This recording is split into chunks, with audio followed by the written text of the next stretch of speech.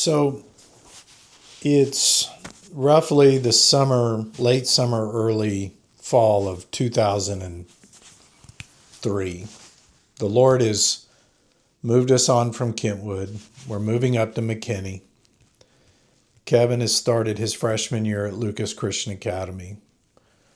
We're stepping through the door into the fellowship with this church. And they're starting to invite me into the youth ministry. The leadership, the pastor and the elders are starting to open the door for me to come in. I didn't have an agenda. I was busy trying to keep my real estate business going. I actually formed a new partnership with Bob, the guy I referenced before, the guy I had known for 7 or 8 years. And when they asked me to go to the Luce Xtreme camp, I gladly went. Remember, the weather was warm, so it had to have been late summer, early fall in Texas. East Texas, these camps are cool. They are completely built for teenagers. And in the jam sessions they have with the worship groups, it's loud. It's really loud. They bring in a lot of preachers that have strong messages that appeal to youth kids that are in their, teenage years, high school years mostly. And all in all, it was just a good experience, a good camp.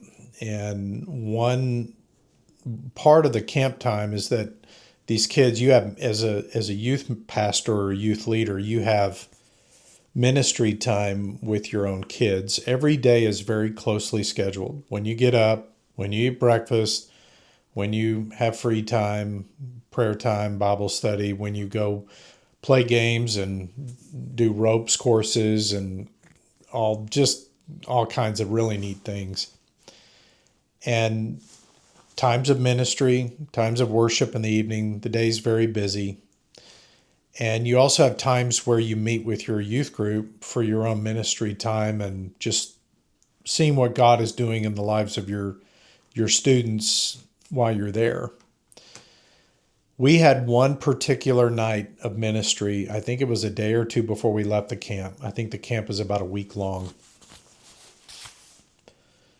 where we were inside one of the community centers, and each church is assigned sort of a liaison that works at the camp full time.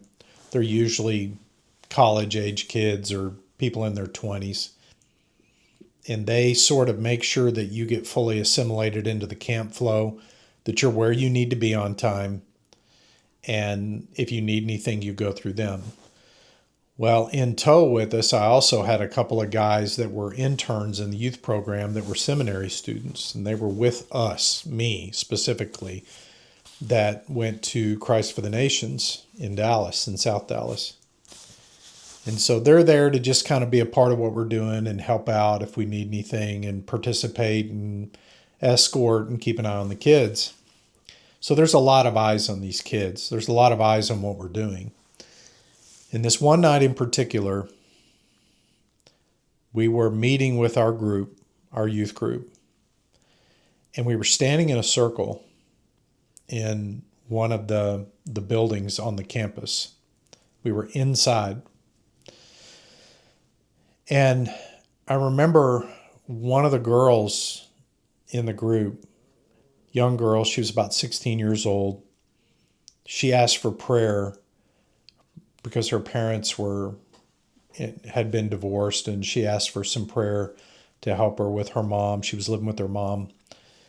And right as she said that, the Lord spoke to me and said, "Stop. Focus on this issue." And I looked at the group and I said, "How many of you here, your parents are divorced?" And several kids raised their hands. I was still getting to know these kids. And I just was not aware of how many kids were coming from broken homes in this particular group. and a bunch of hands went up in the air. And I just felt the Lord showed me, this is where you stop. This is where you go. And I told the rest of the kids, let's pray over every one of these students. And these kids were weeping. I mean, brokenhearted kids that had lived through watching their parents get divorced. We had this one kid in our group. He was huge. He was like built like an NFL linebacker, big kid, probably 16, 17 years old, weeping because his parents were divorced.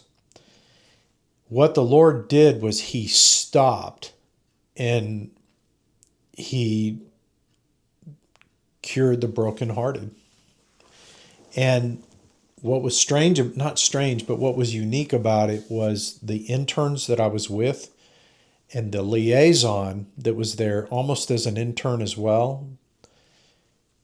They watched this in real time. They watched God stop a room, pick an issue, address the issue. They watched hearts open up. They watched kids weep, and they watched kids get healed. They weren't seeing this very much.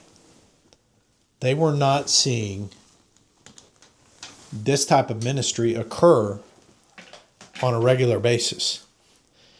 And so I turned around to the interns and I said, do you see what God is doing? And their eyes were like this. They'd never seen hearts expose and heal just like that in a matter of minutes. And the intern, I remember the one that was there that was assigned to us from the camp itself, he looked at me and says, I've never seen God do this before in a group. He said, I've never seen God stop a room and heal someone on the spot like this before. Not physically heal them, but heal them inside their hearts. And these kids were just getting clean. They were getting their anger and their frustrations out, and then they were just changing right in front of everybody's eyes. And as we were standing there, I felt, I don't say this very often because I don't like to sound like a flake, but sometimes people say things like this and I sometimes wonder if they're telling the truth, but we felt God's presence literally there.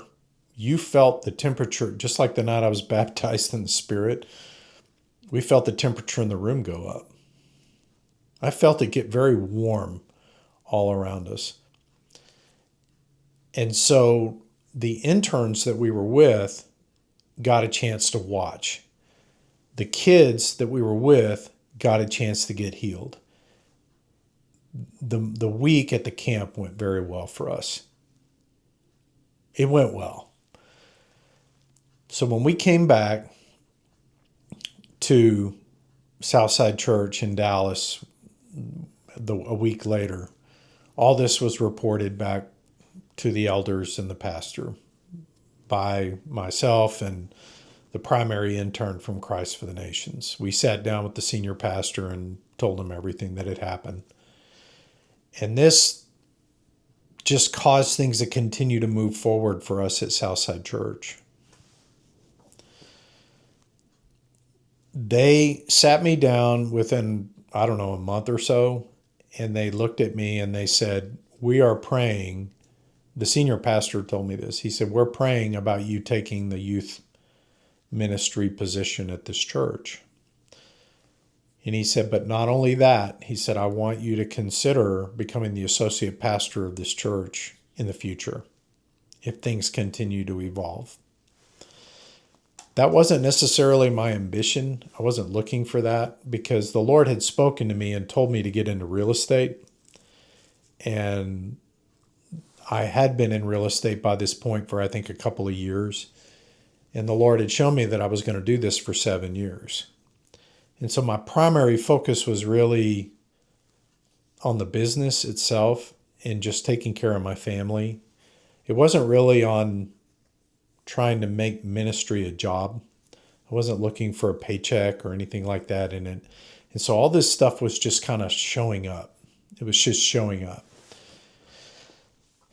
Christina's still busy with the boys. She's pregnant with Joel. We have 2 other boys at home. Joseph's 4, Kevin's 15, 16 years old at the time. We're busy.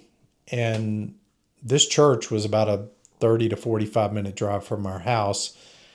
And the people that attended the church were spread out all over the Metroplex, all over the Dallas area. So people drove from various distances to get there. It wasn't like a real small, tight-knit group like we were in Benbrook, where you could just walk outside and start throwing rocks in every direction and hitting the houses of people that you went to church with. This was different. It was about the same size church. It was about 300 people, but the geographic separation of people was much greater. And it made for a feeling of less community, if you will. People drove in from farther. And that was a major adjustment for us. That included the way that the kids and the youth group were dispersed all over the place. So this continued to go on for a little while. And, I guess maybe another month after the senior pastor sat me down and talked with me.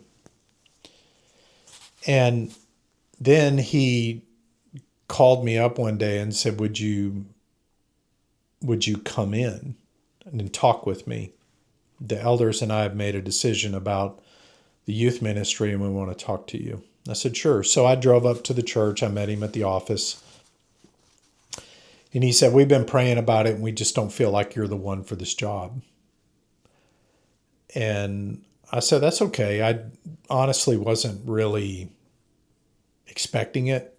It kind of surprised me that you even mentioned that I might be involved in it, or to take the job. But I would have been surprised had you offered me the job. I said, so I'm fine with it. And he said, well, would you consider staying really involved with the youth ministry, even though we're not offering you this job? I said, absolutely. I said, my son is, he's still here. And as long as we're in this church, he's going to be involved in the youth ministry. It's important to him. It's important to us.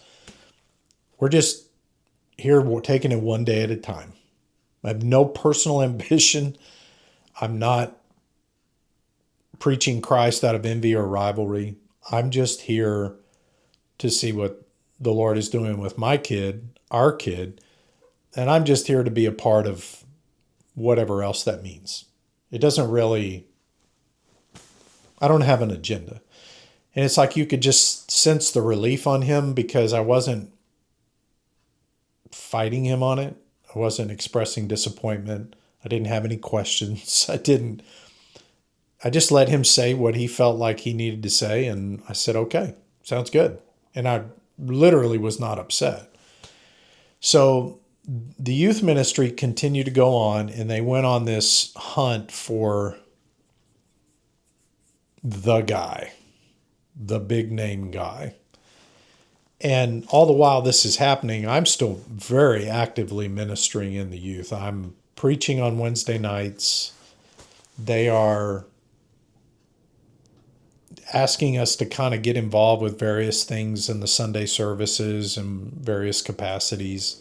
Not super involved, but occasionally they'd have us stand up and share some testimony or come down to the front and pray for people or whatever. So it wasn't, the lights just went on and off. It wasn't like fireworks every week. It was just us just kind of being there and waiting for this big name youth pastor that they were going to recruit to come in and take over. Well, long story short, the day came when they brought in the guy. And the guy was a career ministry guy. Coincidentally, he was from Albuquerque, New Mexico, where my wife and I met. His father had pastored a church for years in Albuquerque, and he somehow found his way out to Texas. He was the youth minister for another local church. And they brought he and his wife in. They offered him the job. He comes over to the church. And the first thing he did, first order of business they had him do was come find me. And I've got to figure out names for this couple. We'll call them Tony and Shelley. Well, Tony comes and finds me. And the first thing he wants to do is talk to me and make sure I stay involved. I don't know this for a fact, but it just made me kind of wonder if maybe I was the backup plan in case he didn't work out. It's kind of like I was the filler, someone you could kind of fall back on a temporary basis in case this happened again where they lost their youth pastor. So he comes and he finds me and we go out to lunch and we drive around and I take him around for a day or an afternoon while I run business errands. And I start witnessing to him about the baptism of the Spirit and talking to him about his experiences.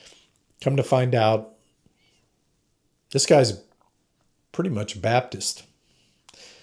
And I'm trying to reconcile at this point, why in a Spirit-filled church have they gone and recruited a youth minister from another church that they know this guy does not have a grasp on generational curses, baptism of the Spirit, giftings, prayer and healing, all of the things that you typically see in the book of Acts. This guy had almost no background in it. And I was figuring this out as I was talking to him. I was digging because I didn't expect to find this out. So I'm digging and I'm talking and kind of questioning, and he's asking me questions and I'm asking him questions.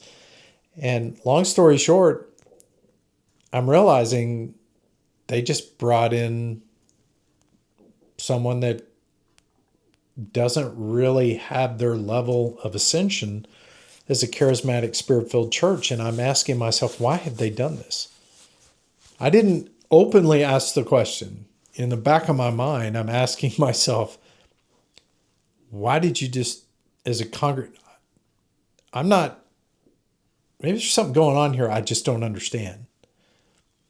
If you know that you want to see this elder that I referenced earlier, the one that greeted me with open arms, he was a very well-known real estate agent in Dallas.